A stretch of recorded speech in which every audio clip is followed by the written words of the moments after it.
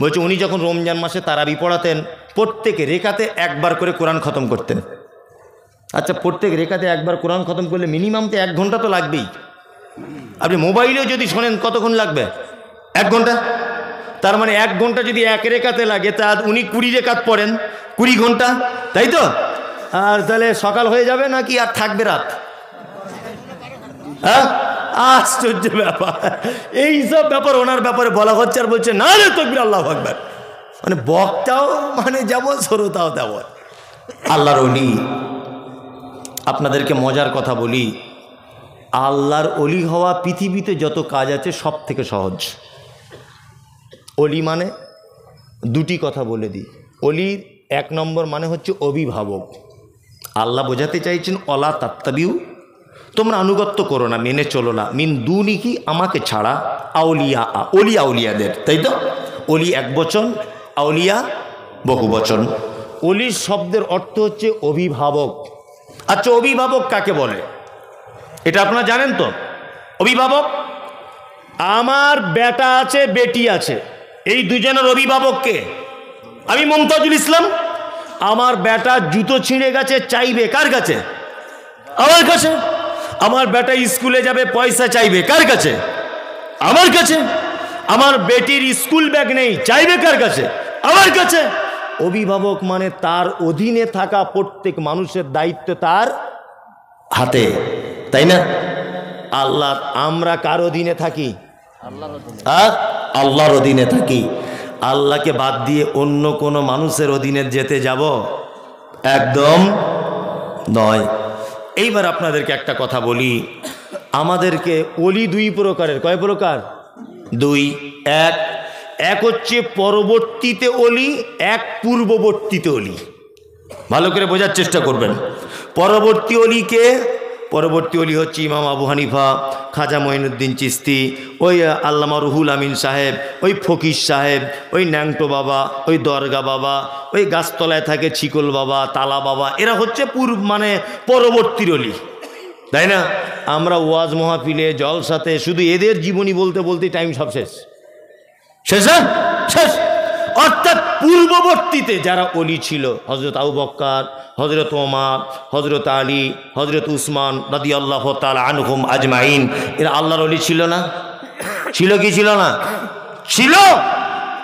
আমরা জীবনী যদি বলতে হয়, আশ্চর্য ঘটনা যদি মানুষের সামনে আল্লাহর ওলিদের যদি পেশ করতে হয়, আমরা আবু বকরের জীবনী থেকে বলবো, উমরের জীবনী থেকে বলবো, উসমানের জীবনী থেকে বলবো, আমরা আলীর জীবনী থেকে বলবো। আরে খাজা মঈনুদ্দিনের জীবনী শুনে আমার বাপের লাভ কি?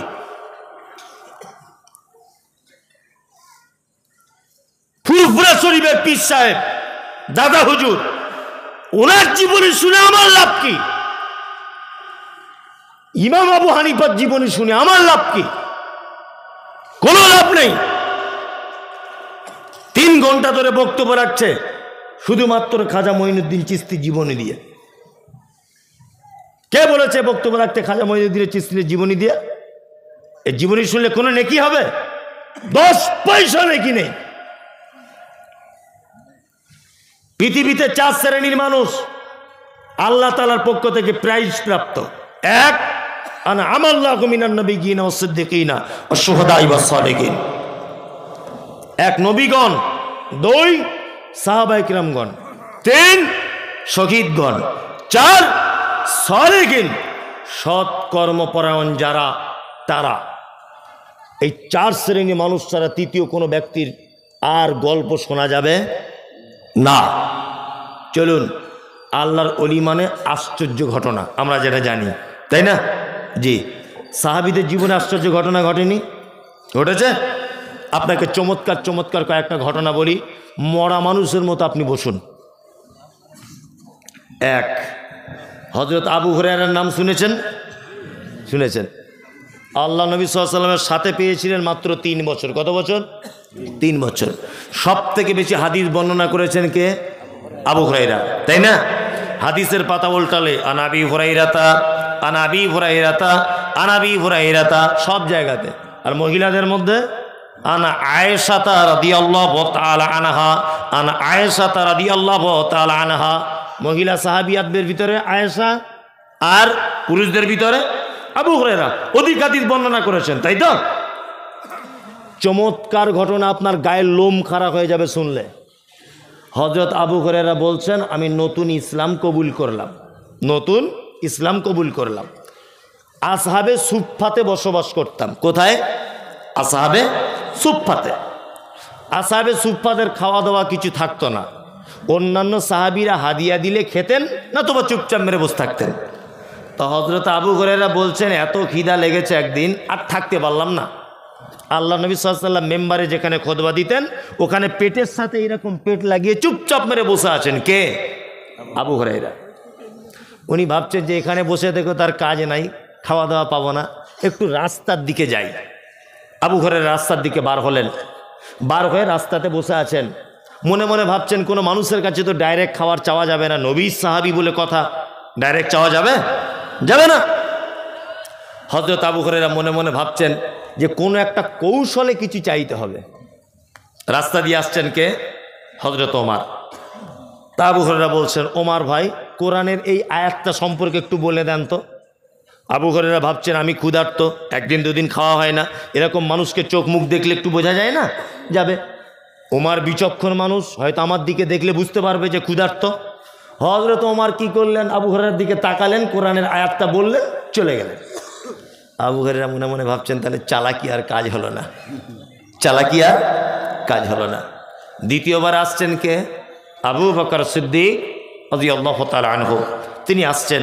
হযরত আবু হুরায়রা একই ঘটনা, আবু বকর বুঝতে পারলেন না, চলে গেলেন। তৃতীয়বারে এসছেন কে? বিশ্ব নবী জনাবে রাসূলুল্লাহ সাল্লাল্লাহু আলাইহি ওয়াসাল্লাম এলেন। আসার পরে আবু হুরায়রার দিকে তাকিয়ে মুচকে হেসে বলছেন, আবু হুরায়রা কি খবর? কি খবর? খিদে পেয়েছো তাই তো? চলো আমার সাথে চলো। আবু হুরায়রা নিজে বর্ণনা করছেন, আল্লাহ রসুল হাঁটছেন, আমি আল্লাহ রসুলের পিছনে পিছনে হাঁটছি।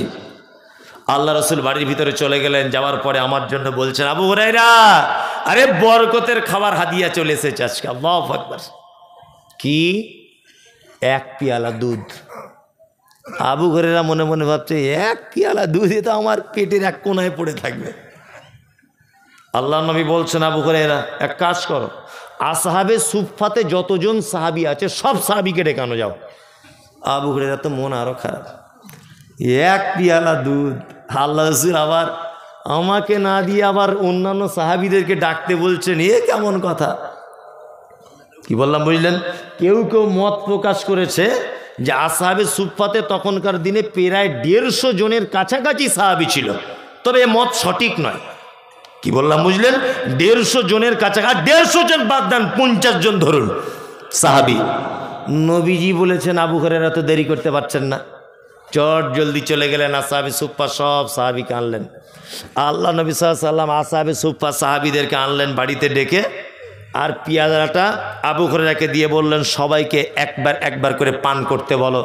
আবু হুরায়রা একজনকে যখন পেয়ালা দিয়েছে, মনটা খুব খারাপ, যে আল্লাহ রসুল যদি আমাকেও প্রথম পেয়ালাটা দিত তবু এক হতো। এই যা কেস, তাহলে আমি আর দুধ পাবো না। আবু হুরায়রা বলছেন, এক এক করে দুধ আমি পান করাতে লাগলাম। একদম সহি হাদিস এটা। এক এক করে সব সাহাবীর দুধ পান করা হয়ে গেল। আল্লাহ রসুল এবার আবু হুরায়রাকে বলছেন, আবু হুরায়রা তুমি দুধ পান করো। আবু হুরায়রা তখন খুব লোভে লোভে আর কি দুধ পান করছেন। দুধ পান করে পেট ভর্তি। তখন আল্লাহ রসুল সাল্লাল্লাহু আলাইহি ওয়াসাল্লাম আবার বলছেন, আবু হুরায়রা আবার পান করো। আবু হুরায়রা বলছেন, আল্লাহ রসুল আমার তো আর পজিশন নাই। আবু হুরায়রা আবার একটু পান করলেন। আল্লাহ রসুল বলছেন, আবু হুরায়রা আবার করো। আবু হুরায়রা বলছে, আল্লাহ রসুল আর কোনো মতেই জায়গা খুঁজে পাচ্ছি না, পেটে আর জায়গাই নাই। কি বলছি বুঝতে পারছেন না? আল্লাহ নবী সাল্লাল্লাহু আলাইহি ওয়াসাল্লাম নিজে দুধ পান করলেন। এবার আপনাকে আমি বলছি, এক পেয়ালা দুধ 100 থেকে 150 জন মানুষ খাওয়া সম্ভব না অসম্ভব? আল্লাহ চায় সম্ভব, ওটা আলাদা বিষয়। দুনিয়াবি দৃষ্টিতে সম্ভব না অসম্ভব? অসম্ভব। প্রথমত কথা মনে রাখতে হবে যে এটা নবীজির একটা মুজিজা। 1 2 এই ঘটনা থেকে শিক্ষা নেন। 2 নম্বর শিক্ষা কি? সাহাবীদের ভিতরে এবং নবীজিদের ভিতরেও অলৌকিক কিছু ঘটনা ঘটে ছিল।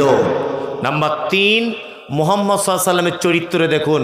আল্লাহর নবী তো চাইলে তখনকার দিনে তিনি নেতা, নেতা না নেতা, তখন তিনি চাইলে তো ঘরের ভিতরে টুক করে দুধটা পান করে নিয়ে আবু হুরায়রাকে বলতে পারতেন ঘরে কিছুই নাই, বলতে পারতেন না? নতবা এটা তো করতে পারতেন, নিজে পান করতেন, আবু হুরায়রাকে পান করতেন, দিয়ে শেষ করে দিতেন, তাই না?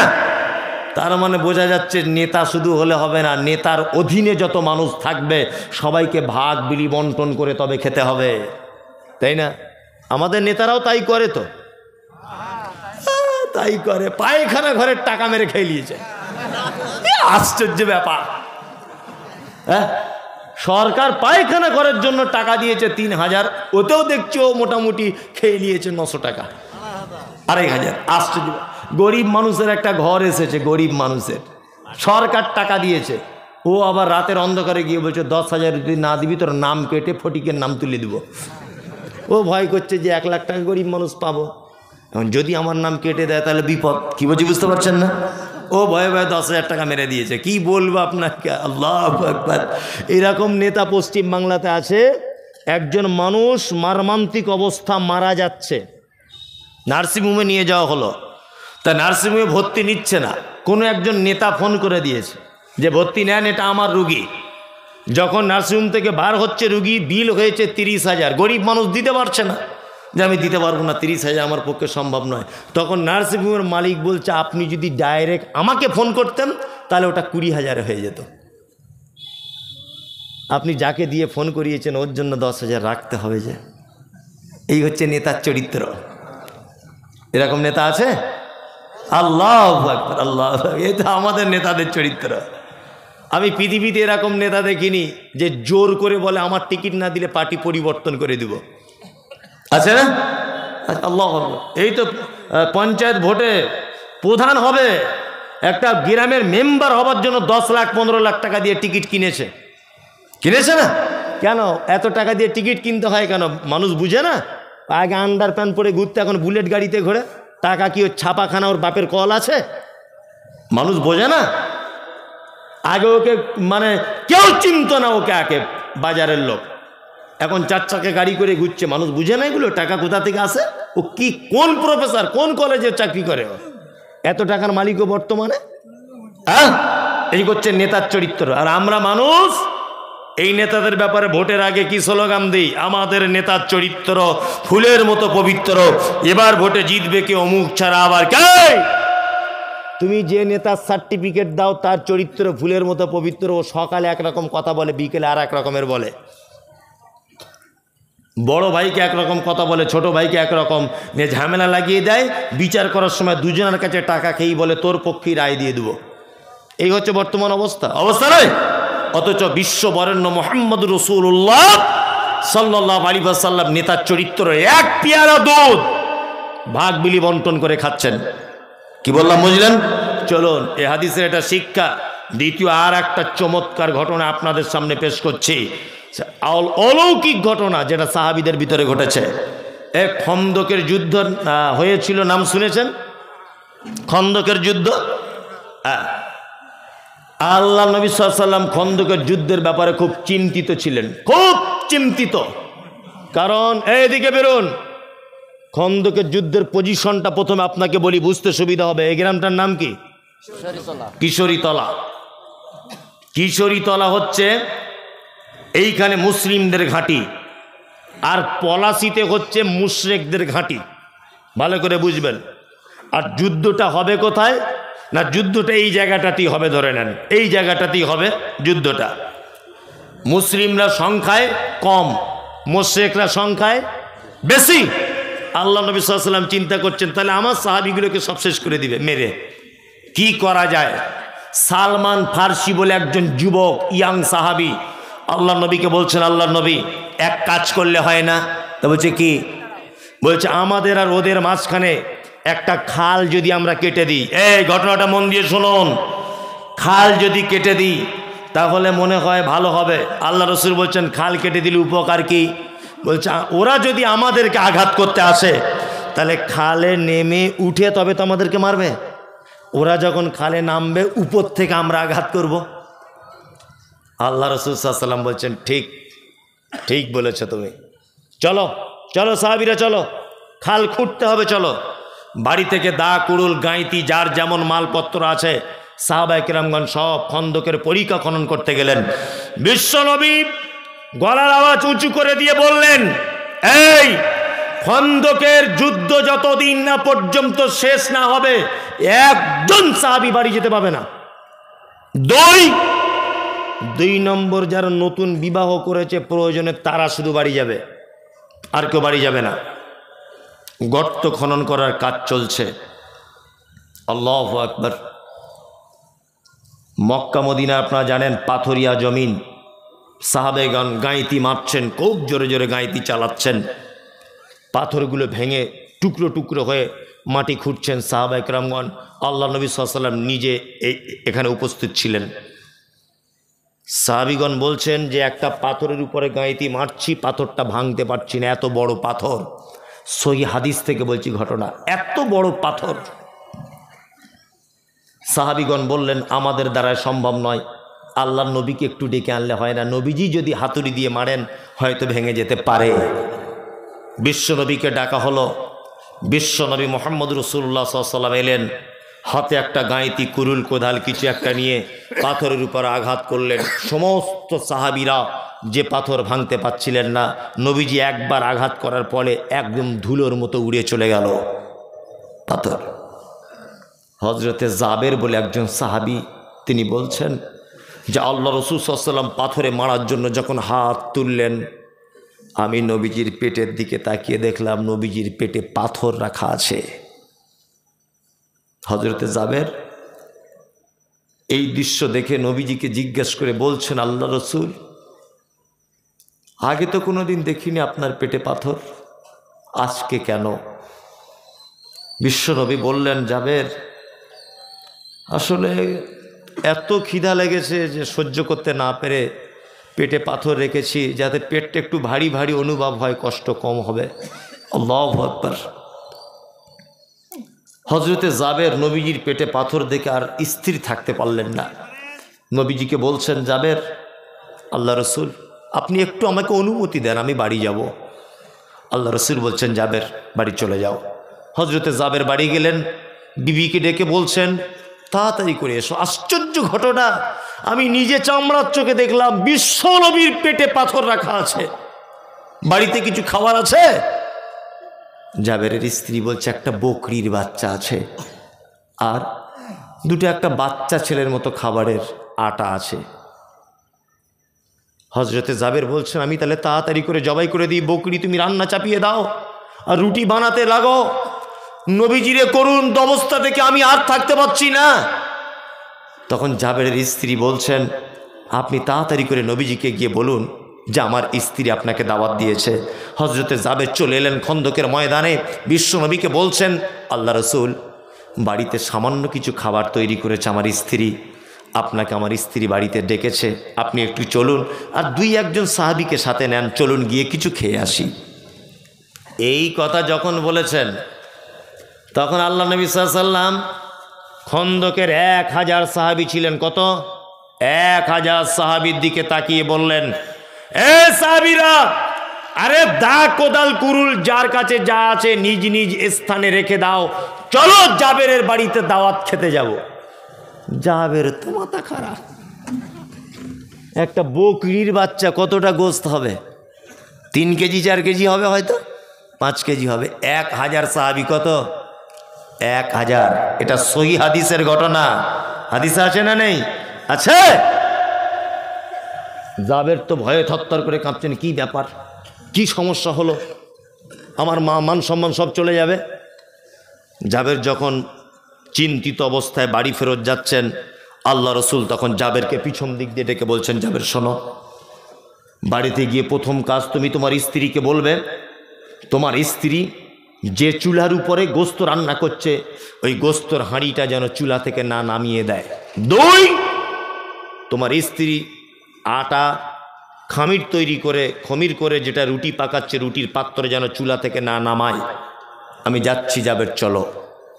তখন হযরতে জাবের বাড়িতে এসে খুব মন খারাপ, স্ত্রীকে ডেকে বলছেন, সর্বনাশ হয়ে গেছে, ঘটনা এই, আমি আল্লাহর নবীকে দাওয়াত দিয়েছি আর নবীজি 1000 সাহাবীকে দাওয়াত দিয়েছেন। জাবেরের স্ত্রী তখন বলছেন, চিন্তার কোনো কারণ নেই। আপনি দাওয়াত দিয়েছেন কাকে বলুন? তা বলছে আমি দাওয়াত দিয়েছি আল্লাহর নবীকে। বলছি 1000 সাহাবীকে দাওয়াত দিয়েছে কে? বলছে নবীজি নিজে। তখন জাবের স্ত্রী বলছেন আপনি কেন টেনশন করছেন? আপনি নবীজির দায়িত্ব দিয়েছেন, দাওয়াত করেছেন, নবীজির টেনশন করুন। নবীজি 1000 সাহাবীর দাওয়াত দিয়েছেন, ওটা নবীজি বুঝবেন, তুমি কেন টেনশন করছো? ওই জন্য বারবার বলি বুদ্ধিমান মেয়েকে বিয়ে করবেন। বিয়ে করার সময় কি করা লাগবে? বুদ্ধিমান মেয়েকে বিয়ে করতে হবে, আল্লাহওয়ালি মেয়েকে।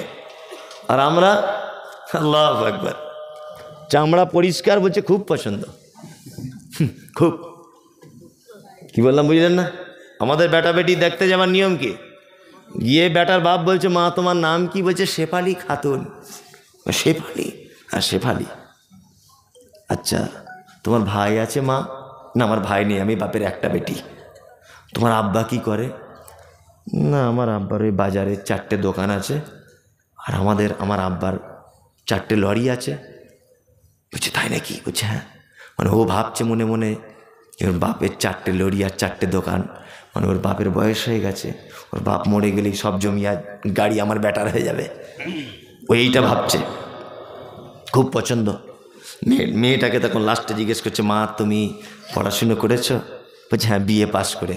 বলছে আর কলেজে টলেজে যাও না? বলছে না কলেজে আর যাচ্ছি না। বলছে তাহলে এখন কি করছো? বলছে এখন মাঝে সাঝে টিকটকে ভিডিও করে ছাড়ি। চাচা বাড়ি এসে ওর বউকে বলছে সাংঘাতিক বৌমা দেখেছি গো। বলছে কেমন বৌমা? বলছে শুধু বৌমা না, টিকটকের নায়িকাও বটে।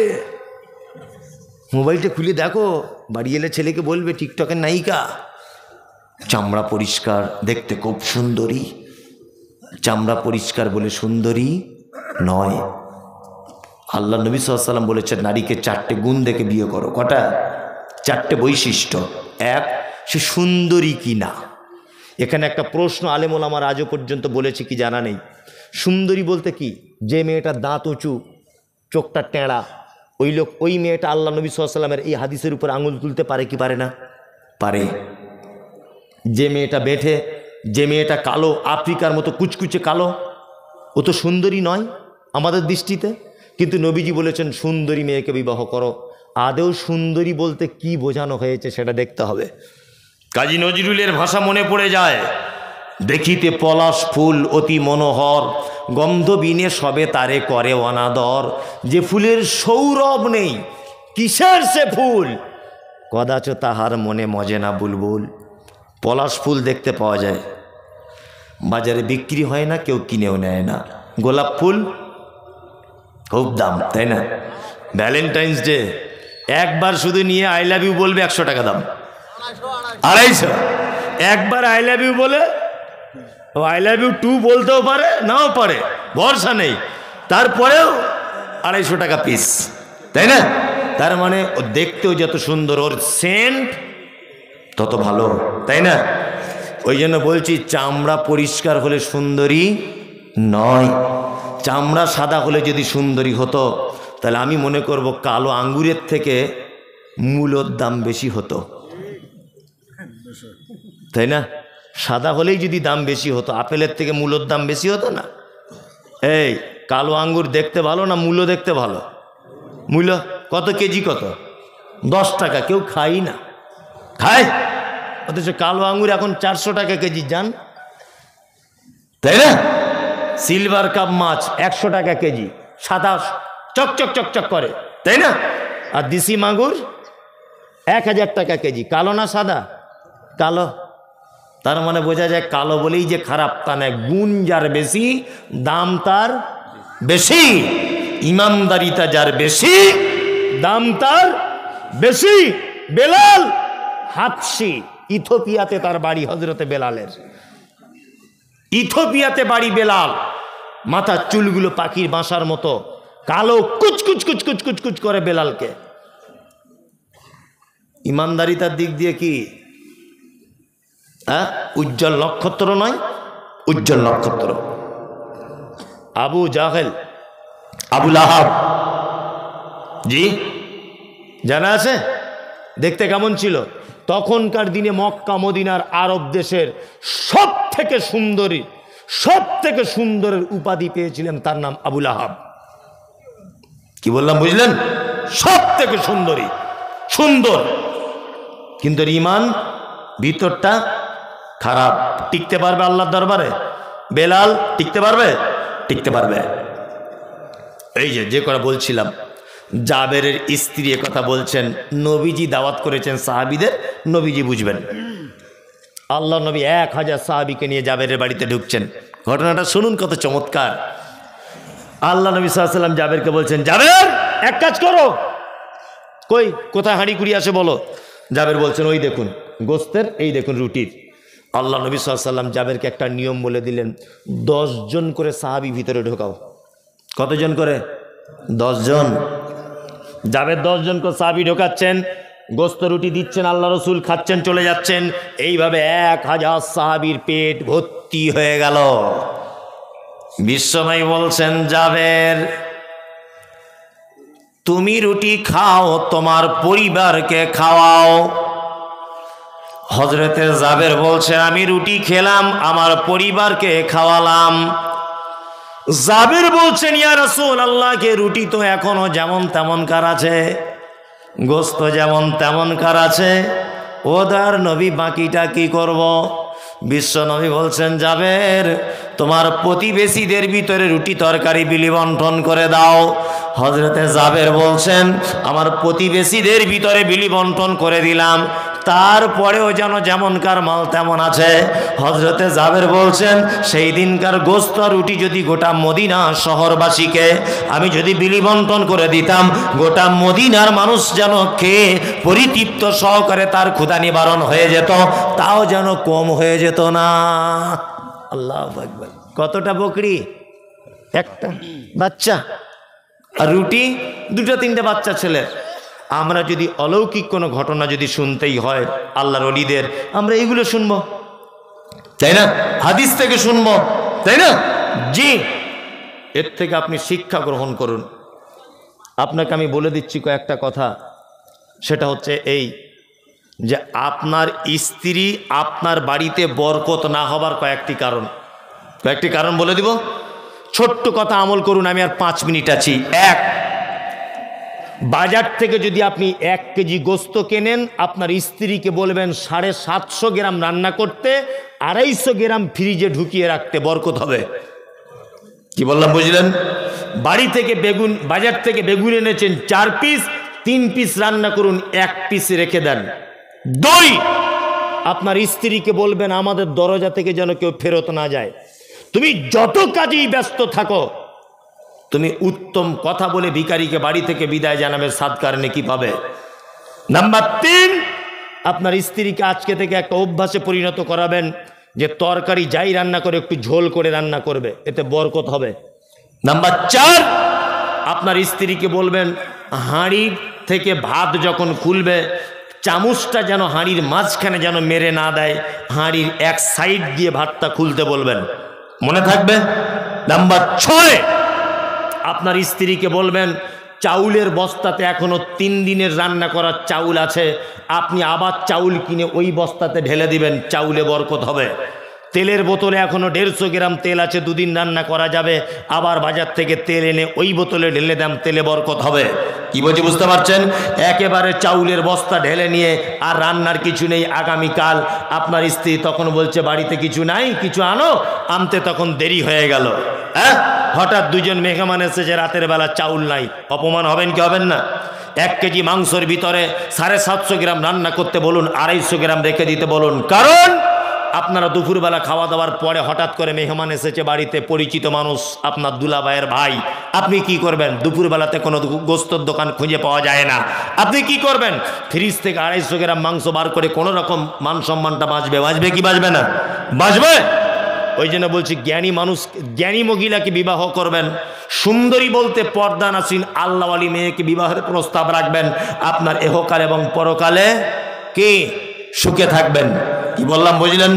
বিনীত অনুরোধ থাকলে এই, আল্লাহ সুবহানাহু ওয়া তাআলা বলছেন ওয়ালা তাত্তাবিউ মিন দুনিহি আউলিয়া কলিলাম মা তাযাক্কারুন। আল্লাহ বলছে এতক্ষণ পর্যন্ত যে কথাগুলো কোরআন মাজিদ আমি বললাম, কলিলাম মা তাযাক্কারুন, এই ব্যাপারগুলো অল্প সংখ্যক মানুষ বুঝে। অল্প সংখ্যক মানুষ বুঝে দুনিয়াতে পীর ফকিরের দল বেশি না সঠিক দল বেশি? হ্যাঁ, পীর ফকিরের, তাই না? আল্লাহ বলছে কালিলাম মা তাযাক্কারুন। এই কথাগুলো অল্প সংখ্যক মানুষ বুঝে। এখানে যারা বসে আছেন সকল দিনই ভাই এবং বোনেদের কাছে বিনীত অনুরোধ, ছোট্ট ছোট্ট করে কয়েকটা কথা বলে রাখছি। যারা ব্যস্ততার মধ্যে আছেন আপনি চলে যেতে পারেন, কোনো সমস্যা নেই, তবে কথা বলবেন না।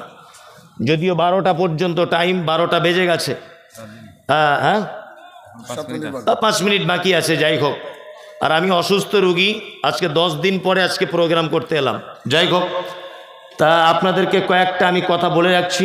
আগামী 2-3 দিনের মধ্যে রমজান ঢুকছে, তাই না? ইনশাআল্লাহ আমরা প্রস্তুতি গ্রহণ করব। আমাদের প্রস্তুতি বলতে কি, ছোলার দাম কত, ফলের দাম বেড়েছে না কমেছে, একসঙ্গে 5 কেজি মুড়ি কিনে রাখ, ঘুগনি করে খেতে হবে, মটর কিনে রাখ, এই সব প্রস্তুতি আমাদের, তাই না? জি। তার মধ্যেও আল্লাহওয়ালা অনেক মানুষ আছে যারা শারীরিক ব্যাপারে প্রস্তুতি থাকে, ইবাদতের ব্যাপারে প্রস্তুতি থাকে। আল্লাহ মাঘে রমজানের 30টি সিয়াম আমাদেরকে মানে আমাদের দ্বারা তুমি করিয়ে নাও, বলুন আমিন। আমিন। সিয়াম পালন করুন। অবশ্যই সিয়াম এমন একটি ইবাদত, এটা অন্তরের ভিতরে তাকওয়া, আল্লাহ ভীতি সৃষ্টি করে। আপনি 1 ওয়াক্ত নামাজ যদি ছেড়ে দেন, মানুষ বুঝতে পেরে যাবে, পারবে না? পারবে। আপনি যদি যাকাত না দেন, তবুও কিছু মানুষ বুঝতে পেরে যাবে, পারবে না? পারবে। কিন্তু আপনি রমজানের রোজা রাখেন, বাথরুম ঘরে গিয়ে যদি 1 ঢোক পানি খান, পৃথিবীর কেউ বুঝতে পারবে? পারবে না। আপনি ওই পানি থেকে নিজেকে যখন আটকাবেন, তখন হবেন আপনি কি? মুমিন, মুত্তাকি, পরহেজগার। তাত্তাকুন, আল্লাহ ভীতি আপনার ভিতরে কাজ করছে। আপনি আল্লাহর দরবারে বলতে পারবেন, আল্লাহ বাথরুম ঘরেও পানি পান করার সুযোগ ছিল, কিন্তু আমি তোমার ভয়ে করিনি, তাই না? জি। আপনারা সকলেই প্রস্তুতি গ্রহণ করুন সিয়াম পালন করার জন্যে।